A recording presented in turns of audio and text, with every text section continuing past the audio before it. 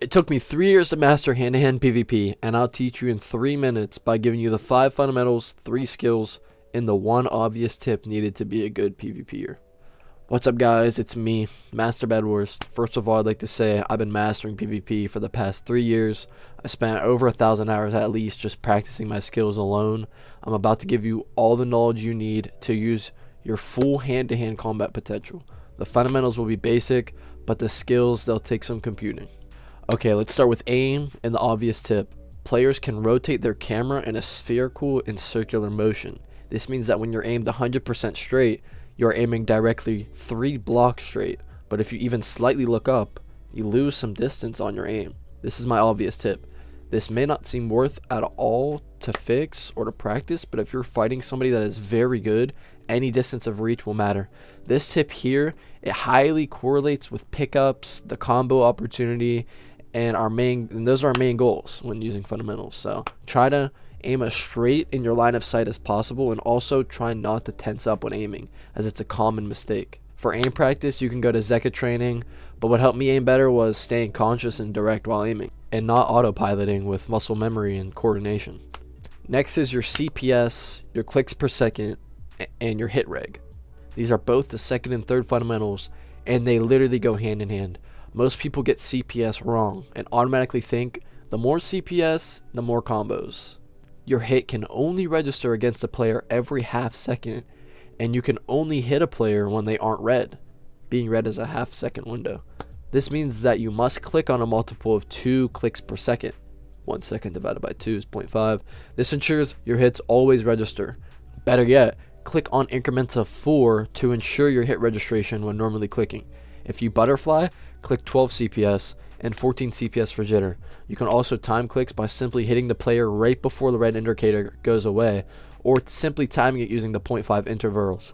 I'd recommend any server that can track clicks per second to practice holding a constant one, but if you double click or drag, it's kind of useless to practice.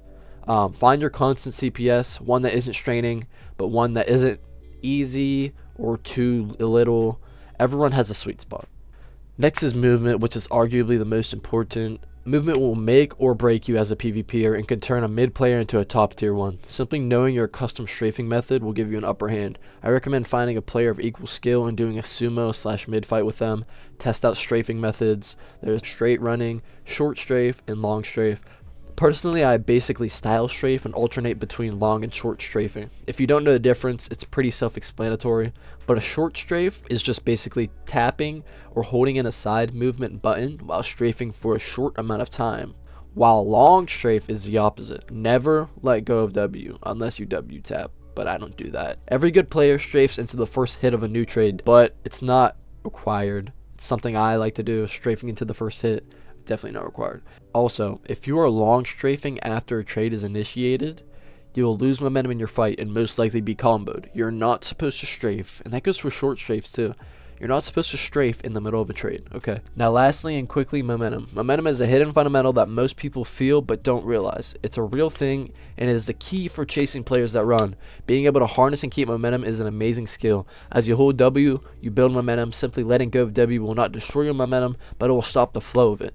My advice to newer players is to never let go of W until you get the person in the air. But to really explain momentum, every ounce of energy you accumulate in a fight that propels you forward stacks on a micro virtual level. You can keep so much momentum where your jump reset can propel you forward or get an insane hit from that extra 0.1 block of reach that momentum gave you.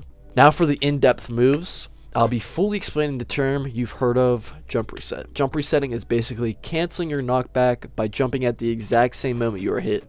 You can only jump reset while you're on the ground. You can't jump midair. And you shouldn't try it on the first hit, although it's definitely doable. I'd recommend attempting the reset on the second and third hits, depending on when you touch the ground, and every other hit after that. The jump reset is the thing that separates a good player from a bad one, as it keeps you on the ground lower than your opponent, giving extra reach as we talked about earlier, and keeps you in the exact same spot, if not launches you tenths of a block forward due to momentum / ping. As long as you catch the pickup, you'll be good. What if I told you there was a way to make that jump reset hit every time?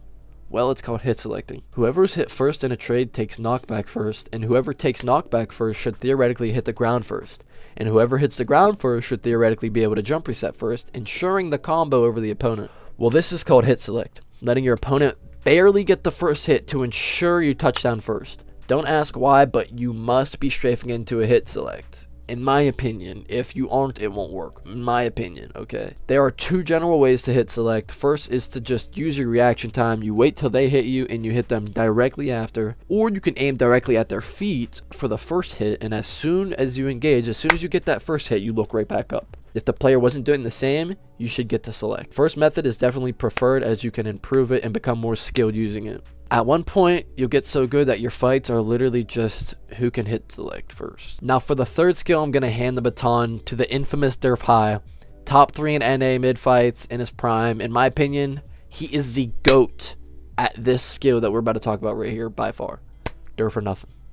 Everybody, my name is Derf, and today I've come here to talk about chasing. Chasing is a simple tactic that allows you to, well, hold combos against people, allowing you to get more hits and win way more fights than you should. In my opinion, chasing is a simple concept. All you do is wait for your opponent to run and then chase after them. But if only it was that easy. There's other forms and other stuff you must do to also worry about and chasing and blah blah blah. So when you look for somebody to run away, you can look at their momentum shift, or you can predict when they're going to run because they've been doing it every single time, or you make mental notes of when somebody normally backs out and you notice patterns and then you chase them. But otherwise, if you're only fighting them once, like in a pub game, when you get picked up, you take a second to react and then they run away. In that moment, you chase them. There's no exact set time for that, but just after playing the game for a while, you'll learn. The harder part about chasing is when somebody drops out of a combo. If you're chasing somebody and they are going to drop out of the combo because they're like just running, you can stop hitting them so they hit the ground. As they hit the ground, you can re-hit them and keep your spacing. So as you hit them, they try to turn around to hit you again, but you will outspace them and continue the combo because they won't be able to hit you. And they probably won't expect it, so they'll probably panic for a second and then try to run away again. You can do this as many times as you want, but people might start trying to mix up when they turn around, depending on if you keep doing this. And that is about all for chasing. Wish you guys the best of luck in PvP, and have fun. Thank you, Derf, my kind sir. Subscribe to pay me for that free knowledge, and make sure to share this video with a friend. No gatekeeping. Also, check out Derf High on YouTube. Thank you guys so much. Thank you for watching. I love you. You are loved.